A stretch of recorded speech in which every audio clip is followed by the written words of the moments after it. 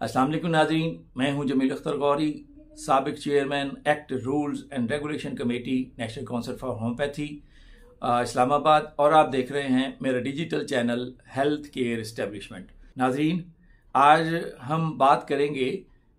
जो जिना university women university Karachi की है, उसमें BHMS और BEMS दोनों सिलसिले जो हैं डिग्री कोर्सेज कराए जा रहे हैं। और इस यूनिवर्सिटी को FIA ने 23 अक्टूबर को जो है वो एक लेटर जो है वो जारी किया है, और उसमें कहा गया है कि आप गुज़श्ता कई सालों से BEMS के दाखिले bachelor of eastern medicine system जो है मेडिकल सिस्टम, तो उसमें जो वो आप दाखिले हैं वो बगैर गवर्नमेंट की रिकग्निशन के जो है वो आप कर रहे हैं, जो गैर कानूनी है। तो आज हम इसी नोटिफिकेशन के बारे में बात करेंगे। तो इससे पहले कि हम इस पे बात करें, देखें 2019 में मोहतरमा तबीबा हलीमा साहिबा, जो इस वक्त तिब कौंसिल की मेंबर हैं, उन्होंने कुछ तबीब हजरात जो ग्रेजुएट थे उनके साथ मिलके एक इस्लामाबाद हाई कोर्ट में एक रिट दायर की थी, और उसमें उन्होंने ये प्ली ली थी कि हम चूंकि BEMS हैं, हम डॉक्टर्स हैं, और हम जो है वो अद्वियात भी दूसरी इस्तेमाल कर सकते हैं, और एक्ट में चूंकि हमें रेगुलेट करने का जिक्र नहीं है, लिहाजा ये एक्ट जो है वो हमें रेगुलेट नहीं कर सकता। लिहाजा हमें जो है वो कौंसिल या तो PMDC जो है वो हमें रजिस्टर करे, या फिर हमारे लिए एक नई कौंसिल जो है वो बनाई जाए जो हमें जो है वो रजिस्टर करे। तो इस्लामाबाद हाई कोर्ट ने जो है इनकी दरख्वास्त जो है वो मुतल्लिका मिनिस्ट्री को जो है वो भिजवा दी थी, मिनिस्ट्री ऑफ NHS R&C, और उन्होंने फिर इस पे गौर ख्वास करने के बाद जो है वो एक डिस्पोज ऑफ कर दी थी ये एप्लीकेशन उनकी। और उसमें उन्होंने कहा था कि आप लोग जो हैं चूंकि ग्रेजुएट तबीब हैं, इसलिए आप UAH एक्ट 1965 के तहत ही आते हैं, और रूल जो 1980 के हैं उसी के तहत आप रजिस्टर होते हैं। तो ये उन्होंने डिस्पोज ऑफ कर दी थी एप्लीकेशन। वो फिर इसी ग्रुप ने, जो BEMS ग्रेजुएट अतिबा का ग्रुप है, उसने इस्लामाबाद हाई कोर्ट में फिर उस ऑर्डर को चैलेंज किया था, और वो ऑर्डर जो है वो जो रिट पिटीशन थी 29/29/2021, जिसका फैसला जो है वो 11 नवंबर 2022 को आया था। इस्लामाबाद हाई कोर्ट ने बड़ा तफसीली उस पर फैसला दिया था, और हमने इस पे बड़ा एक तफसीली इस फैसले पे व्लॉग भी जो है वो किया था ऑलरेडी, और अब भी वो हमारी इस पे चैनल पे मौजूद है। अगर आप देखना चाहें और इस केस की मुकम्मल तफसील जानना चाहें तो आपको वहां से उस व्लॉग को अगर आप मुलाहिजा फरमाएंगे तो ये तमाम चीज़ें जो है वो आ जाएंगी। तो जहां हाई कोर्ट ने ये फैसला दिया था कि जी आप BEMS लोग जो है वो डॉक्टर नहीं लिख सकते, और उसमें हाई कोर्ट ने UH प्रैक्टिशनर एक्ट 1965 की जो सेक्शन 39 है उसको कोट किया था कि जी वो कोई वैद और तबीब अपने नाम के साथ जो है वो डॉक्टर नहीं लिख सकता।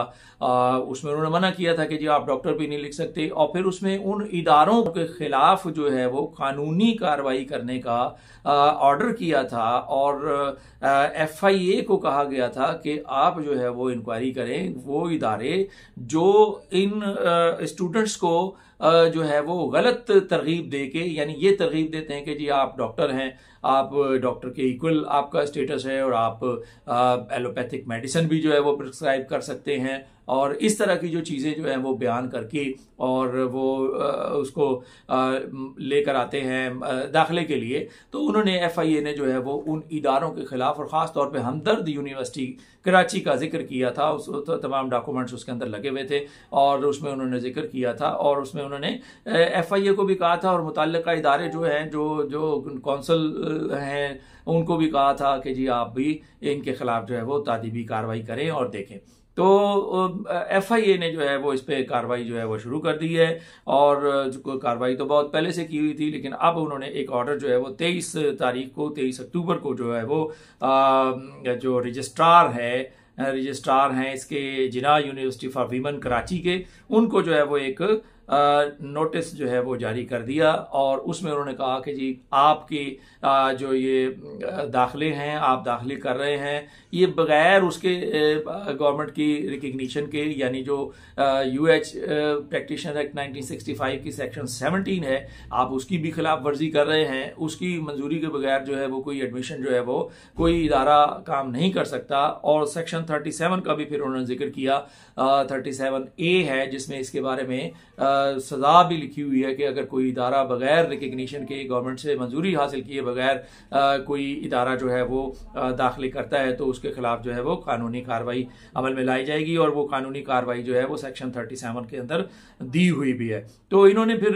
जो नोटिस है उसमें उन्होंने रजिस्ट्रार को कहा कि हमें 2 दिन के अंदर अंदर जो है वो आप अपने इस नोटिफिकेशन की, अगर कोई आपका नोटिफिकेशन हुआ है कोई रिकग्निशन का, तो वो हमें प्रोवाइड करें और 1 हफ्ते के अंदर अंदर आप बंदोबस्त करें हमारी इंस्पेक्शन का, हम विजिट करेंगे आपके पास। तो ये असिस्टेंट डायरेक्टर हैं जो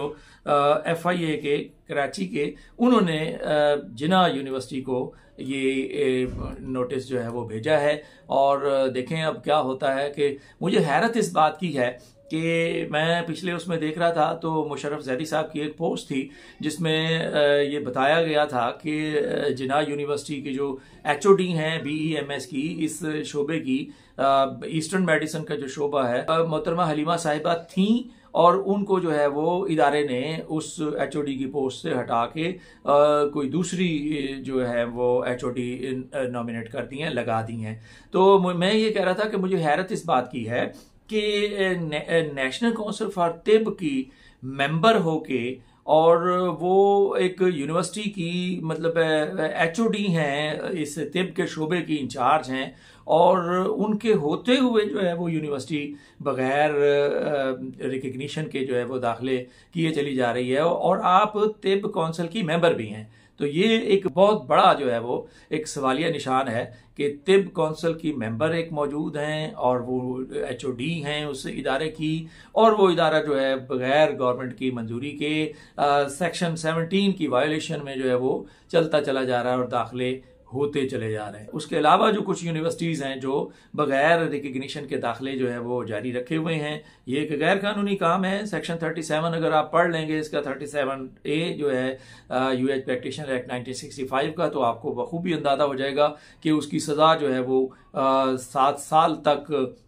कैद भी हो सकती है और 1 लाख रुपए तक उसमें जुर्माना हो सकता है, या दोनों ही जो है वो हो सकती हैं। कि अगर कोई इदारा बगैर गवर्नमेंट की रिकग्निशन से एप्लीकेशंस लेता है, दाखिले करता है और स्टडी जो है वो करवाता है, तो ये इस कानून की खिलाफ वर्जी का मर्तकब होगा और इस कानून के तहत जो है उनके खिलाफ जो है वो तादीबी कार्रवाई अमल में लाई जा सकती है। तो जो कोर्ट का ऑर्डर था उसमें FIA को कहा गया था कि आप इंक्वायरी करें मुतल्लिका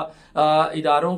के खिलाफ, और जो इंक्वायरी की रिपोर्ट होगी वो मिनिस्ट्री ऑफ NHS-R&C को आपने भेजनी है और वो फिर डिसाइड करेगी कि कानून के मुताबिक इन यूनिवर्सिटियों के खिलाफ जो है वो क्या तादीबी कार्रवाई अमल में लाई जा सकती है। तो ये यूनिवर्सिटीज़ जो हैं ये शायद इसमें कुछ लोग ऐसे हैं जो अपने आप को बहुत सुपीरियर समझते हैं, लेकिन मैं बता दूं आपको कि कानून से बालातर कोई चीज़ नहीं होती। अगर आप कानून को वायलेट करेंगे तो किसी भी वक्त किसी भी जगह आप गिरफ्त में जो है वो आ सकते हैं। लिहाजा कानून की पैरवी करनी चाहिए। और अगर अब भी कोई ऐसी यूनिवर्सिटीज़ हैं जो BEMS या BHMS बगैर उसके गवर्नमेंट की रिकग्निशन के करवा रही हैं, तो उन्हें सबसे पहले जो है वो अपने इदारे को मंजूर करवाना चाहिए, रिकग्नाइज करवाना चाहिए, कानून के मुताबिक कानून के दायरे में लाना चाहिए। उसके बाद जो है वो दाखिले जो है वो जारी करने चाहिए। तो इदारों को जो है वो कानून के तहत जो है वो अपना काम सर अंजाम देना चाहिए, वायलेशन नहीं करनी चाहिए कानून की। और अगर वायलेशन करते हैं तो फिर ये सूरत हाल होती है कि इदारों की बहुत बड़ी बदनामी होती है। अब ये यूनिवर्सिटी जो है वो जिना यूनिवर्सिटी फॉर वीमेन जो है वो एक बहुत बड़ी यूनिवर्सिटी है ख़वातीन की, लेकिन इस लेटर की वजह से, इस नोटिस की वजह से, इस इंक्वायरी की वजह से जो उसका मोराल जो है वो डाउन हुआ है, जो उसका एक स्टेटस था उसको जो तनज़्ज़ुली मिली है वो जो है वो नहीं होनी चाहिए थी। और ये सब इसी वजह से हुआ कि कानून की पासदारी जो है वो नहीं की गई। तो अब तक के लिए इतना ही। आइंदा आने वाले व्लॉग तक मुझे इजाज़त दीजिए। अपना और अपने इर्द गिर्द रहने वालों का बहुत सा ख्याल रखिएगा। अल्लाह हाफिज़।